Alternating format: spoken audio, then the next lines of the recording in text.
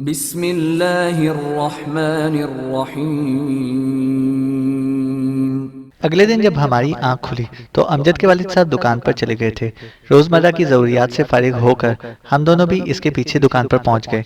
सलाम दुआ के बाद हम दुकान में पड़ी लकड़ी की बेंच पर बैठ गए, यहाँ तक कि वो दुकान में मौजूद 2-3 ग्राहकों को निपटाकर हमारी तरफ मुतवज्जा हुए। हाँ बेटे, सुनाओ कैसे आना हुआ? बस अंकल, अमजद आपकी दुकान की बड़ी तारीफ कर रहा था। मैंने कहा चलो लगे हाथों इसे देख ही लें। ये तो है ही पगला, वो हंसते हुए बोले, वरना इस दुकान में क्या रखा है? तो कोई और कारोबार शुरू कर लो। मैंने आहिस्ता आहिस्ता अपने मतलब की बात की तरफ आते हुए बोला, क्योंकि दुकान की तरफ आते वक्त अमजद ने बात शुरू करने की जिम्मेदारी मेरे सर डाली थी। कारोबार तो पुत्र बहुत हैं, मगर इसके लिए सरमाया और ताकत चाहिए। ताकत से आपकी मुराद क्या है? मैं मुस्तफसर हुआ। ताकत से मुराद है जवान खून। अब मेरे जैसे बुड्ढे के पास अगर सरमाया भी हो तब भी वो किसी बड़े कारोबार में हाथ नहीं डाल सकता, और मैं ज्यादा से ज्यादा यही कर सकता हूँ कि इस दुकान को थोड़ी सी वसअत दे लूं। बाकी किसी बड़े कारोबार में हाथ डालना मेरे बस का रोग नहीं है। तो अमजद को अपने साथ शामिल कर लो। आपका तजर्बा, अमजद की ताकत और मेरा सरमाया, अल्लाह अल्लाह खैर सल्ला। यूं हो जाए तो क्या कहने, मगर इससे कौन मनवाएगा? इसका इशारा अमजद की तरफ था। अबू जान, मैं राजी हूँ, मगर एक शर्त पर। वो कौन सी? कारोबार यहाँ नहीं, किसी और शहर में शुरू करेंगे।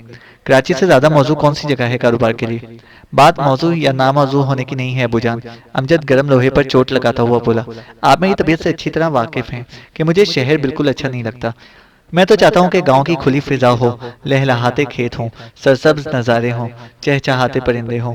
ये धुआं उगलती फैक्ट्रियाँ, ट्रैफिक का शोर, तंग गलियाँ, सर्दियों में धूप, गर्मियों में ताज़ा हवा का फुकदान, ये सब मुझे बिल्कुल अच्छा नहीं लगता। मगर बेटा, इसमें कराची की क्या खुसूसियत? हर शहर की यही हालत है। तो क्या जरूरी है हम शहर ही कारोबार में करें? किसी देहात में भी तो ये काम हो सकता है। मसलन, वो दिलचस्पी लेते हुए बोले, मसलन यही कि जानू का गांव रहमान खेल किसी भी कारोबार के लिए बहुत मौजू है। लोग अपनी छोटी छोटी जरूरतों के लिए शहर जाने पर मजबूर हैं। अगर इनको शहर वाली सहूलत गांव में मुहैया की जाए तो मेरा नहीं ख्याल कि वो शहर जाने पर मुसिर हों। कहकर सरफराज अंकल ने गहरी सांस ली। अमजद के अबू का नाम सरफराज और अम्मी का नाम खतीजा था, और फिर हल्की सी मुस्कुराहट से बोला, पुत्र, जब औलाद जवान हो जाती है तो चाहती है कि बूढ़े वालिदैन को अपनी मर्जी से चलाए। जो औलाद बदतमीज और नाफरमान हो वो वालिदैन को खुल्लम खुल्ला हुक्म देती है, जबकि फरमाबरदार बच्चे घुमा फिरा कर और लफ्जों का खेल खेलते हुए वालिदैन को अपने ढप्पर लाने की कोशिश करते हैं। तरीका बेशक दोनों का अलहदा अलहदा है, लेकिन मकसद एक ही है। बहरहाल तू अपनी मर्जी का मालिक है, मकान का सौदा कर लो, दुकान वैसे ही किराए की है। चले चलते हैं तुम्हारे साथ, तो शायद हमारे बगैर गुजारा कर ले, मगर हम तो तेरी जुदाई का सदमा नहीं उठाएंगे ना। सरफराज अंकल की बात सुनकर हम दोनों पर जैसे घड़ों पानी पड़ गया। इनका तज्जिया बिलाशक सुबह सही था। इसी वक्त एक गाहिक दुकान में दाखिल हुआ और इसके बहाने हमें चंद लम्हे सोचने का मौका मिल गया। गायक की दुकान से निकलते ही अमजद बोला, अबू जान, आप मेरी बात को किसी और जानिब ले गए। इसमें शक नहीं कि हमारा इरादा आपको अपने साथ ले जाने का है, मगर बखुदा ये अपना हुक्म चलाने के लिए नहीं है। आप हमारी खातिर अपना वजन छोड़कर कराची आ बसे, हमें पाल पोस कर बड़ा किया, और अब हम इस काबिल हैं कि आपको आराम से बिठाकर खिला सकें। मगर अब आप कराची में हों और मैं आपसे और अम्मी से सैकड़ों मील दूर किसी कारोबार में मसरूफ हूँ, तो क्या आपका दिल मानता है कि मैं तसल्ली से काम कर सकूंगा? इससे पहले चलो मैं नौकरी के तकाजे निभाते हुए आपसे दूर रहने पर मजबूर था, मगर अब ऐसी कोई मजबूरी नहीं है। और जहाँ तक ताल्लुक है कराची में कारोबार शुरू करने का, तो अगर आप हुक्म देते हैं तो मैं जानू के साथ किया हुआ जमीनों का ठेका मंसूख करके आपके पास आ जाता हूँ। बाकी जानू जाने और उसका काम। जीते रहो बेटा, अल्लाह तुम्हें और तुम्हारे दोस्त को सुखी रखे। मैं तुम्हारे साथ मुत्तफिक हूँ, जैसा तेरा जी चाहे इसी तरह करो। और यूं भी कराची में हमारे कौन से रिश्तेदार पड़े हैं कि इनसे बिछड़ने का दुख होगा। मैंने तो बरसबील तस्करा एक बात की थी, वरना वालिदैन हमेशा अपनी औलाद की खुशी में खुश रहते हैं। थैंक यू अबू जान, अमजद खुशी से चहका। हम अभी मकान के लिए गाहक की तलाश में निकलते हैं। और सरफराज अंकल ने सर हिलाकर हमें जाने की इजाजत दे दी। हमारा इरादा कराची में 1-2 दिन रहने का था, मगर अमजद के घर वालों को साथ ले जाने के इंतजामात करने और इनके घर वगैरह को बेचने में हफ्ता लग गया। आखिरी दिन घर का जरूरी सामान हमने एक ट्रक में डालकर इसे रहमान खेल में अपने घर के एड्रेस पर रवाना कर दिया, और खुद इसी दिन एक बस सर्विस के जरिए रहमान खेल की जानिब रवाना हो गए। अगले दिन करीबन असर के टाइम हम अपने शहर जा उतरे। वहां से 2 टैक्सियां हायर कराकर हम 1.5 घंटे में रहमान खेल पहुंच गए। असलम भाई का घर अमजद के घर के मुकाबले में कई गुना बड़ा था। अमजद का खानदान आसानी आसानी से इसमें समा गया था। अगले दिन हम चचा फाजिल को लेने के लिए शहर पहुंच गए। अस्पताल वालों ने हमारे साथ ये मेहरबानी की कि चचा को ड्रॉप करने के लिए हमें एम्बुलेंस मुहैया कर दी। इसके साथ ही डॉक्टर साहब ने पहली दफ़ा 15 दिन बाद और फिर इसके बाद हर महीने में एक मरतबा चेकअप कराने का हुक्म सादिर कर दिया। चचा फाजिल के घर दाखिल होते ही जमीला बेसाख्ता इनकी चारपाई पर गिरकर लिपट गई और इस दर्दनाक अंदाज में रोई कि चचा फाजिल और हम सबको अश्क बार कर दिया। बड़ी मुश्किल से मोमानी जान और असलम ने इसे समझा बुझाकर खामोश कराया। जानो साहब, अब मीरान शाह जाने की तैयारी करो। रात गए जब चचा फाजिल दवा के जरिए असर सो गए तो अमजद बोला। चचा फाजिल को पूछने के लिए चूंकि लोगों का तांता बन गया था, इसलिए इसे हमने अपने साथ बैठक ही में रखा हुआ था। हाँ यार, अल्हम्दुलिल्लाह घर और घर वालों को संभालने के लिए काफी जिम्मेदार इकट्ठे हो गए हैं। अब एक दो रोज में प्रोग्राम बनाते हैं जाने का। कल ही क्यों ना चलें? कल का दिन ठहर जाते हैं ताकि जाने की तैयारी कर लें। परसों इंशाल्लाह चलेंगे। वैसे तेरा बाजू अब कैसा है? बाजू तो अल्हम्दुलिल्लाह ठीक ठाक है। जख्म भी तकरीबन मुंदमल होने वाला है और अगर खराबी हुआ तो कल ही कल ठीक तो नहीं हो जाएगा ना, इसलिए कल ही चलते हैं। माजे साहब, अभी तक चचा फाजिल से इजाजत लेनी है। रास्ते के बारे में भी इससे रहनुमाई हासिल करनी है। हथियार यहीं से ले जाएंगे या वहां जाकर खरीदेंगे। वो मेहमान नवाज लोग हैं और चौधरी अकबर लाजमी बात है किसी की पनाह में होगा। इसके बारे में चचा के साथ बैठकर तफसील से लाइहा अमल तय करने की जरूरत पड़ेगी। पैसे अपने साथ कितने ले जाएंगे? इसके अलावा भी काफी काम है करने के लिए, इसलिए कल जाना तो बिल्कुल मुश्किल है। परसों कोशिश करेंगे कि निकल जाएं। ठीक है मलिक साहब, हम तो खादिम हैं, जैसे आपकी मर्जी। अगर ये बात है तो फिर बकबक की बिल्कुल जरूरत नहीं। जब मैं जरूरी समझूंगा इस वक्त जाएंगे। ऐसी की तैसी तेरे हुक्म की। परसों तुम ना जाना, मैं अकेले भी जा सकता हूँ। मगर मैं इसकी बात का जवाब देने की बजाय खामोश रहा। अगले दिन सुबह की अजानों के साथ ही चचा फाजिल ने आवाज देकर हमें जगा दिया। उमर, अमजद, उठ जाओ बच्चों, नमाज का टाइम है। और हम बादल न ख्वास्ता उठकर वजू करके नमाज के लिए चल दिए। अबू की हयात में जब मैं छुट्टी आता था तो 5 वक्त की नमाज बाकायदगी से पढ़नी पड़ती। अब तो बहुत अरसे से बाद मुझे मस्जिद जाने का मौका मिला था। सरफराज अंकल हमसे बहुत पहले मस्जिद पहुंचे हुए थे। नमाज पढ़कर हम तीनों मस्जिद से निकलकर सीधे खेतों की जानिब चल पड़े। सरफराज अंकल को तमाम जमीनें सरसरी तौर पर दिखाते ही दिखाते हम कहीं दोपहर के करीब वापस आए। चचा फाजिल के साथ बैठक में गांव के 3-4 बंदे बैठे हुए थे। इनसे फर्दन फर्दन हाथ मिलाकर हम भी एक साइड पर बैठ गए। पुत्र, तेरे नाम रजिस्ट्री आई हुई है। चचा फाजिल ने हल्के जोर चचा फाजिल ने हल्के जर्द रंग का लिफाफा अपने तकिए से के नीचे से निकालकर मेरी जानिब बढ़ा दिया। ये कब आई है? मैंने लिफाफा इसके हाथ से लिया। अभी चंद मिनट पहले ही डाकिया देकर गया है। चचा, ये कहकर मेहमानों के साथ गुफ्तगू में मशगूल हो गया, जबकि मैं लिफाफे को उलट पुलट करके देखना शुरू कर दिया। लिफाफे के पीछे शीतल का नाम और वापसी पता इंग्लिश में लिखा हुआ था।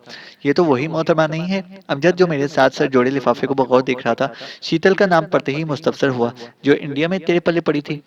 वही है, मगर तुम अपना थोबड़ा जरा उधर करो ताकि मैं इसे खोलकर पढ़ सकूं। वैसे भी किसी का खत पढ़ना निहायत गैर इखलाकी फेल है। बाद में तुमने इसकी खत की तफसीलात सुनाकर मेरे कानों का बेड़ा गर्क कर देना है, तो क्यों ना अभी खुद से पढ़ लूं। मैंने खत खोला तो इसमें शीतल ने सलाम दुआ के बाद अपने वालिद की मौत के बारे में लिखा हुआ था और इसके बाद मुझसे कई गिले शिकवे करके अपने पास आने की दावत दी थी। इसके बकौल अब मेरी तरह वो भी तनहा रह गई थी और अकेले 2 फैक्ट्रियों को संभालना इसके बस से बाहर था। इसलिए मैं इसके पास जाकर इसकी मदद करूं। आखिर में इसने मुझे वो वादे वही याद दिलाए जो मैंने इसके साथ करके आया था। यार चले जाओ, गरीब तुझे कितना याद कर रही है। 2 फैक्ट्रियों की मालिक अकेली सेठजादी। जाऊंगा मगर चौधरी के अंजाम के बाद। पुत्र, किसका खत है? ताजियत करने वाले जब बैठक से निकले तो चचा फाजिल मुस्तफसर हुआ। चचा, एक दोस्त का खत था, इसका वालिद फौत हो गया है, इसी के मुतालिक इतला भिजवाई है। तो फिर ताजियत के लिए चले जाओ। ताजियत के लिए कैसे जा सकता हूँ? इसका ताल्लुक इंडिया से है। फिर खत ही लिख दो। ये तो कर ही लेंगे। मैं अपनी चारपाई से उठकर इसके नजदीक बैठ गया। पहले हमारी मीरानशाह से मुतालिक रहनुमाई करें और दूसरे इस बात का चचा सरफराज और घर की औरतों को भी पता नहीं चलना चाहिए कि हमारे मीरानशाह जाने का क्या मकसद है। चचा सरफराज चूंकि इस वक्त घर के अंदर गया हुआ था, इसलिए मैंने सोचा कि इसकी गैर मौजूदगी में अपने मतलब की बात कर लें। क्यों? सरफराज भाई को क्यों पता न चले? चचा मुस्तफसर हुआ। वो दरअसल अमजद इसकी लाइल्मी में जा रहा है ना, ये ना हो कि वो दिल में तंगी महसूस करे। तो तुम अकेले चले जाओ। अगर अमजद पुत्र को वालिदैन की इजाजत नहीं देते तो क्या तू उन्हें जबरदस्ती करनी है? नहीं चचा, मैंने जरूर जाना है, चाहे अबू नाराज हो जाए। इसकी लाइल्मी में जाने में ये फायदा था कि कम से कम वो नाराज ना होते और मैं इनका दिल दुखाने का सबब ना बनता। मगर पुत्र, चचा फाजिल ने उसे समझाने के लिए मुंह खोला, मगर अमजद कता कलामी करते हुए बोला, चचा अगर मगर कोई नहीं, मैंने चौधरी अकबर से बदला लेने के लिए फौज की नौकरी छोड़ दी और अब आप मुझे अबू जान की नाराजगी की वजह से रोकना चाह रहे हैं। अगर मैं ना बताऊं तो फिर इन्हें पता नहीं चलेगा क्या? अमजद जल्दी से बोला, बिल्कुल नहीं चलेगा। चलो मैं भी इन्हें नहीं बताता। फिर चचा फाजिल ने मुस्कुराते हुए बोला, बस या और कुछ? शुक्रिया चचा। हम दोनों बैग जबान बोले, अब मीरान शाह के मुतालिक कुछ बताएं। इस दिन बतलाया तो था काफी तफसील से। नहीं, इस वक्त हम कुछ और पूछना चाह रहे थे। मैंने अपनी बात की वजाहत की। पूछो। सबसे पहले तो आप ये बतलाएं कि हथियार अपने साथ ले जाएं या उधर से खरीदें। ये तो ऐसी बात है कि बंदा दरिया में नहा जाए और पानी की बाल्टी घर से भर कर ले जाए। अल्लाह के बंदे, उधर दुनिया जहान का असलहा दस्तयाब है, बस जेब में पैसे होने चाहिए। अपने साथ पैसे कितने लेकर जाएं? 20-25 हज़ार काफ़ी होंगे। और अगर ज़रूरत पड़ी तो मीरान शाह के मेन बाजार में जो होटल है इसके मालिक से मेरा नाम बताकर ले लेना। होटल का नाम तो मुझे भूला हुआ है, अलबत्ता मालिक का नाम शाहगुल खान है। सब लोग उसे शाहजी कहकर पुकारते हैं, मेरा गहरा दोस्त है। जब भी मैं मीरान शाह जाऊं इसी के पास ठहरता हूँ। चौधरी अकबर के बारे में पता चला है कि वो मीरान शाह के मलिक बहादुर खान नामी शख्स के पास पनाह लिए हुए है। कहीं चौधरी के खिलाफ कार्रवाई करने पर वो चौधरी को सपोर्ट तो नहीं करेगा? अगर कोई तेरे मेहमान को कत्ल करने की कोशिश करे तो क्या तू चुपका बैठा रहेगा? चचा ने मुझे अपनी रिवायात याद दिलाई। इसका मतलब है हमें मलिक खान बहादुर की लाइल्मी में चौधरी के खिलाफ कदम उठाना पड़ेगा। बिल्कुल। इसके खिलाफ करने की सूरत में तुम बहादुर खान को खत्म करके ही चौधरी अकबर के करीब जा सकते हो। दूसरा, ये बात भी मद्देनजर रखनी है कि जरूरी नहीं कि चौधरी अभी तक मीरान शाह में ही टिका हुआ हो सकता है वो मीरान शाह से आगे अफगानिस्तान की सरहद के करीब जा पहुंचा हो या शायद बॉर्डर ही क्रॉस कर चुका हो। बहरहाल कुछ भी है, ये सब वहीं जाकर मालूम होगा और शाहगुल से रहनुमाई लेते रहना। वो समझदार और ताउन करने वाला आदमी है। अमजद, जो काफी देर से खामोश बैठा था, मुस्तफसर हुआ। इसके अलावा और कोई ऐसी बातें जिनका ख्याल रखना आप हमारे लिए जरूरी ख्याल करते हैं? और ये ख्वाह किसी के काम में दखल अंदाजी नहीं करती। तुम्हें वहाँ अजीबो गरीब लोग और उलट पुलट माहौल मिलेगा। इस माहौल के मुताबिक खुद को ढालने की कोशिश करनी है।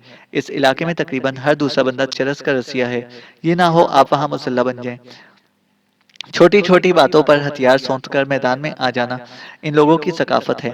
हतल वसा कोशिश करनी है कि अपने काम से काम रखना। सबसे बढ़कर ये कि वहां जाकर चंद रोज हालात का जायजा लेना और इसके बाद अपने मकसद के हसूल के लिए कोशिश करना। चौधरी के मुतालिक मालूमात के हसूल में बहुत ज्यादा राजदारी और एहतियात की जरूरत है। हो सके तो अपने मकसद को छुपाने के लिए खुद को ताजिर जाहिर करना। असलहे, चर्स या अफयूम का खरीदार बनने में कोई मजायका नहीं। अगर बंदा पश्तो ना जानता हो तो क्या, वहां पर तुम लोग काफी वहां पर तुम्हें काफी लोग पंजाबी बोलने वाले मिलेंगे। खुसूसन अफगान बॉर्डर क्रॉस करने वाले काफी मुजाहिदीन का ताल्लुक पंजाब से होता है। काराइन की इतला के लिए ये लिखता चलूं कि इस वक्त तक हमने इतनी तरक्की नहीं की थी कि मुजाहिदीन को दहशत गर्दों का दर्जा दे सके। दूसरे, इस वक्त जो मुजाहिद थे वो हकीकतन मुजाहिद ही थे। अब तो मुजाहिदीन का भेस बदल कर काफी शरपसंद और गैर मुल्की एजेंसियां भी शुमारी जनूबी वजीरिस्तान में पाक फौज के खिलाफ बरसरे पैकार हैं। बहरहाल ये एक तवील और उलझा हुआ मौजू है। अगर इस पर कुछ लिखने की कोशिश करूं तो शायद कई किस्तें इसी की नजर हो जाएं। ये बातें अभी तक चचा फाजिल के होंठों पर थीं कि नजर गुल दरवाजा खटखटाकर बैठक में दाखिल हुआ। अस्सलाम वालेकुम। वालेकुम अस्सलाम। हम इसके सलाम का जवाब देकर इसके इस्तकबाल के लिए खड़े हो गए। तमाम से मुसाफा करके वो चचा फाजिल की पाइंती की तरफ बैठ गया। चाचा, कैसी तबीयत है? अल्लाह का शुक्र है कि बहुत बेहतर है बेटा। तुम सुनाओ, माँ बाप कैसे हैं और तेरी नौकरी कैसी जा रही है? माँ बाप तो बिल्कुल ठीक ठाक हैं, अलबत्ता नौकरी का आजकल बड़ा रोला बना हुआ है। कैसा रोला? चचा ने हैरानी से पूछा। मैं भी हमातन उसकी तरफ मुतवज्जा हो गया। अमजद अलबत्ता लाताल्लुक बैठा था क्योंकि नजरगुल और चचा के माबैन सारी गुफ्तगू पश्तो में हो रही थी और वो पश्तो नहीं जानता था। चाचा, 2 हफ्ते होने को हैं कि इंस्पेक्टर ताहिर को कोई अगवा करके ले गया है। इसकी तलाश में पुलिस मुख्तलिफ जगहों पर छापे मार चुकी है, मगर वो हनूज लापता है। मुजरिमों ने अभी तक ना तो उसके विरसा से किसी तावान के हसूल के लिए राब्ता किया है और ना ही पुलिस से अपना मुतालबा मनवाने के लिए किसी राब्ते की जरूरत समझी है। हम तो दिन रात चक्रों पर चढ़े हुए हैं। अब भी बमुश्किल घंटे 1.5 घंटे की छली मिली है और यहाँ से सीधा मैंने वापस थाने जाना है। क्या बात कर रहे हो? चचा फाजिल मस्तूई हैरत से बोला। थानेदार के साथ किसी की क्या दुश्मनी है कि इसे अगवा करेगा? क्या कह सकते हैं चाचा, ये तो कोई सामने आएगा तो पता चलेगा ना। फिलहाल तो हर तरफ खामोशी है। सबसे आखिर में इंस्पेक्टर साहब ने शबीर शाह कुंडी के कातिलों को गिरफ्तार किया था। नजर हमारी जानिब मायने खेज नजरों से देखते हुए बोला, और इससे अगले दिन खुद अगवा हो गया। हो सकता है वो किसी के साथ गया हो। चचा ने इम्कान जाहिर किया। अगर ऐसा होता तो फिर उसे वापस आ जाना चाहिए था। मैंने पूछा, अच्छा ये बताओ, जिस लिबास में इसे आखिरी मर्तबा देखा गया था, क्या वो घर में मौजूद है? क्वार्टर पर मौजूद संतरी के मुताबिक वो काले रंग के सूट में था और इस रंग के 2-3 सूट थे। हमें तो इसकी अलमारी में इस तरह के 3 सूट मिले हैं। इसकी शब ख्वाबी के अलावा इसकी शब ख्वाबी का लिबास तो एक ही होगा। आया वो घर में मौजूद था या नहीं? मौजूद था, वो मुख्तसरन बोला। इसके अलावा खास बात आजकल गर्मी का मौसम है, इसे सोते वक्त पंखा चलाया होगा। अगवा होने की सूरत में लाजमी तौर पर सुबह सबसे पहले इसके कमरे में दाखिल होने वाले को इसका पंखा चलता हुआ मिलना चाहिए, क्योंकि अगवा करने वाले कभी भी पंखा बंद ना करते। घर का मालिक अगर अपनी मर्जी से कहीं जा रहा हो तो लाजमी तौर पर वो पंखा ऑफ करता है। इसके बारे में मुझे कुछ नहीं मालूम कि आया पंखा बंद था या चल रहा था, वो साफ गोई से बोला। अगवा होने की सूरत में अफरा तफरी और हाथापाई की अलामात भी कमरे में नजर आनी चाहिए। मैंने एक और इम्कान जाहिर करते हुए कहा, जो बंदे सबसे पहले इसके कमरे में गए थे, इनके मुताबिक तो उन्हें किसी किस्म की अफरा तफरी या हाथापाई के निशानात नहीं मिले। इसका मतलब है वो अपनी मर्जी से कहीं गया है, मगर इसे दरवाजे पर मौजूद संतरी से छुपकर जाने की कौन सी मजबूरी थी। बहरहाल हमने भी मफरूजे बयान किए हैं। मैंने कंधे उचकाए। होने को कुछ भी हो सकता है। यार आखिर मुझे भी तो पता चले आप लोग किस बहस में उलझे हुए हो। अमजद जो काफी देर से खामोश बैठा था मुस्तफसर हुआ। जवाबन मैंने उसे सारी गुफ्तगू का लबे लबाब सुना दिया। आप लोग फजूल इस बहस में उलझे हुए हो, हमारी बला से वो अगवा हो या कहीं और गया हो। चचा फाजिल अमजद की बात सुनकर हंस पड़ा, जबकि नजर गुल भी से मुस्कुराता हुआ उठ खड़ा हुआ। अमजद भाई सही कह रहे हैं। बहरहाल अब मैं इजाजत चाहूंगा। बेटे चाय तो पी लेते। चचा फाजिल जल्दी से बोला। बातों की धुन में चाय का भी नहीं पूछ सका। चाय का फिर कभी सही चाचा। वैसे भी ये अपना घर है, फिलहाल मेरे पास टाइम नहीं है। जैसे तेरी मर्जी पुत्र। चचा से मुसाफा करके जब इसने हमारी जानिब हाथ बढ़ाया तो मैं इसके साथ बैठ उठता हुआ बोला, चलो मैं तुम्हें थोड़ी दूर तक छोड़कर आता हूँ। मैं चला जाऊंगा, आप बैठे। मगर मैंने अनसुनी करते हुए इसका साथ दिया। अलबत्ता अमजद चचा के साथ बैठा रहा। बैठक से बाहर आते ही मैं इसे बोला, तेरे ऊपर तो कोई बात नहीं आई ना, क्योंकि फजलदाद और खुशमीर की मुखबरी तो तूने ही की थी। वो बात मेरे और थानेदार के दरमियान राज थी। नजरगुल ने मुझे तसल्ली दी। इसने कबीर शाह कुंडी के इनाम वाले 10,000 अपने पल्ले से मुझे अदा किए थे। क्यों? मुझे मुझको पकड़वाने का कारनामा अपने नाम से कैच कराना था ना। अच्छा तो ये बात थी। बहरहाल इस मामले में हमारा नाम नहीं आना चाहिए। तू फिक्र ना कर यार, मैं इतना भी कच्चा नहीं हूँ। थोड़ी दूर तक उसे छोड़कर मैं वापस मुड़ आया। वापसी पर मैं अभी बैठक के दरवाजे से दूर ही था कि मुझे गाड़ी का हॉर्न सुनाई दिया। पीछे देखने पर मुझे रजिया की सफेद कार नजर आई। मैं रुक गया। मेरे करीब गाड़ी रोककर वो जल्दी से बाहर निकली।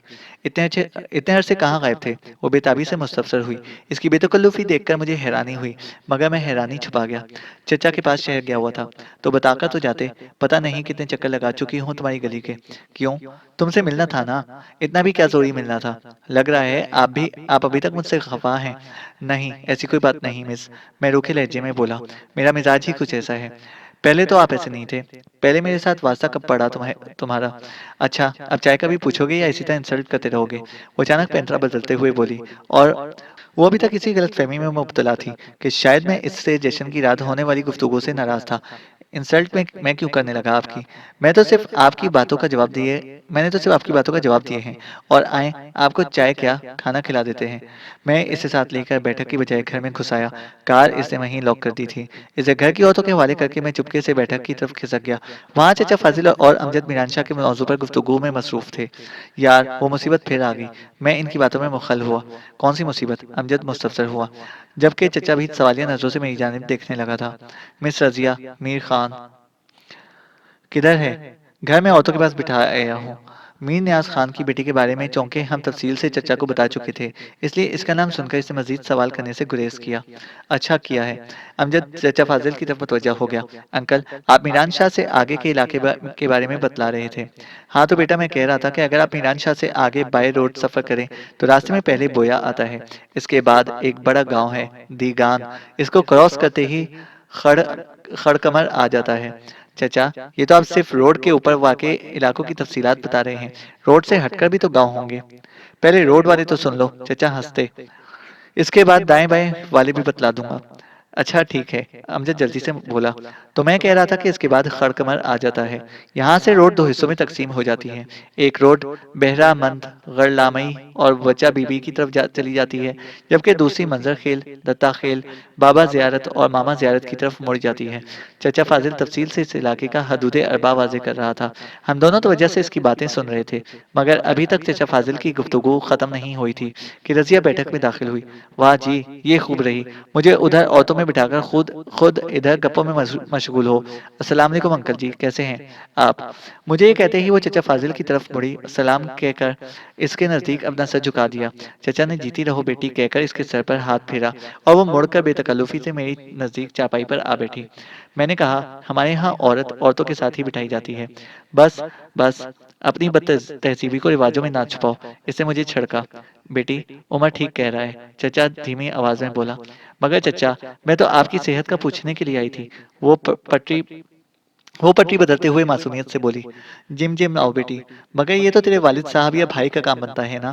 कल कला को किसी औरत की बीमार पुरसी के लिए अगर आपके वालिद साहब खुद तशरीफ लाए आए तो क्या ये मुनासिब होगा? कम से कम मरीज के घर वाले से मुतफिक नहीं होंगे। मगर भतीजी तो अपने अंकल को पूछने के लिए आ सकती है ना, वो कहाँ इतनी जल्दी हार मानने वाली थी। हाँ, मगर भाई को भी जहमत कर लेनी चाहिए। अमजद, जो काफी देर से चचा की वजह से खामोश बैठा था, इस पे चोट करते हुए बोला, तुम खामोश रहो, ये मेरा और अंकल का मामला है।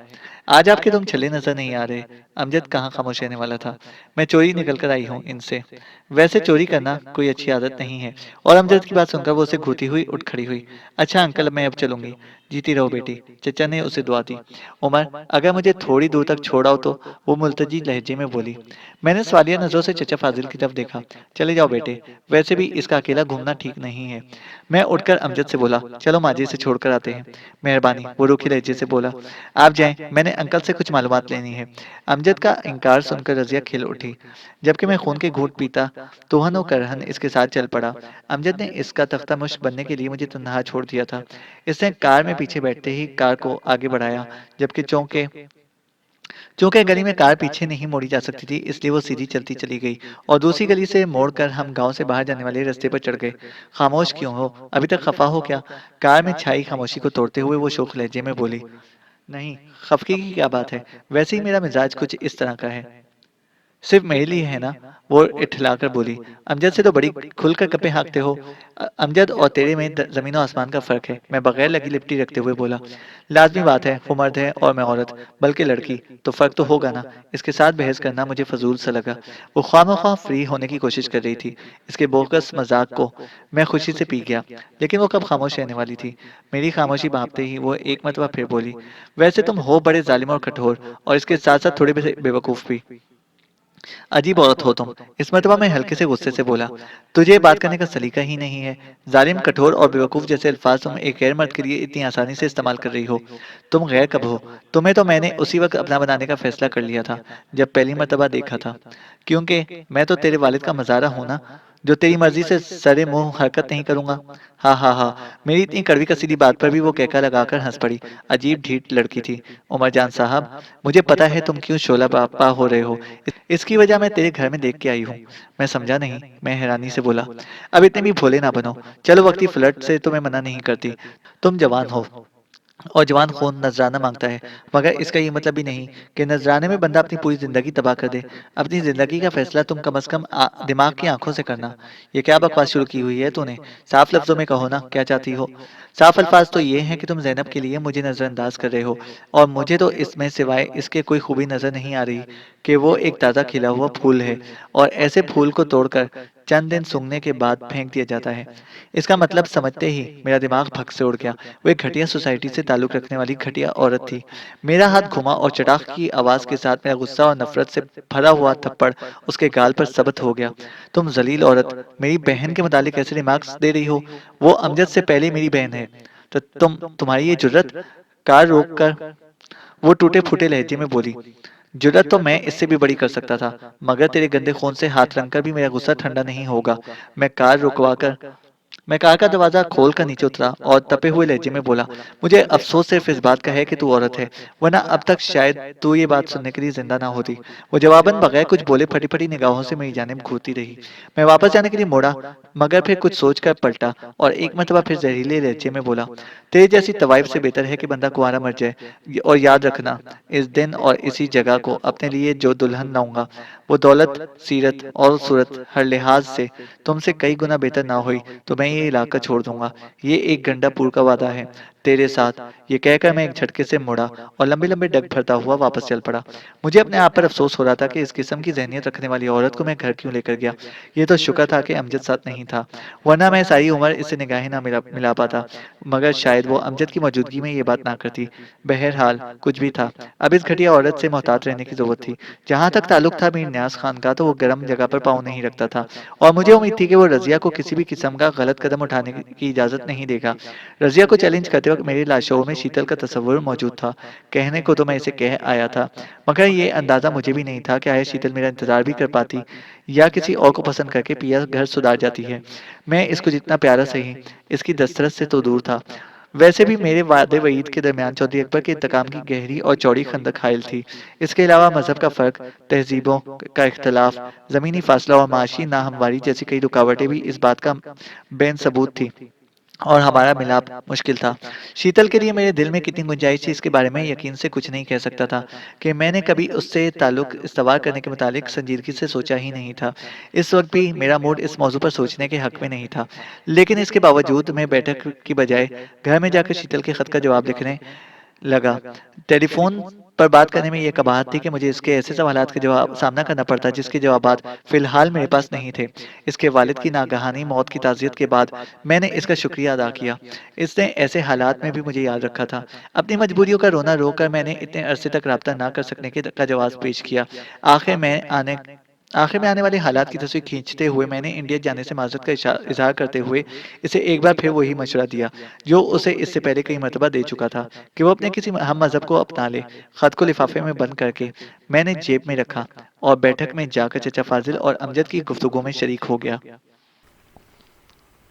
चैनल को सब्सक्राइब करें और बेल आइकन को प्रेस करें ताकि हमारी हर अपडेट आपको बर वक्त मिल सके।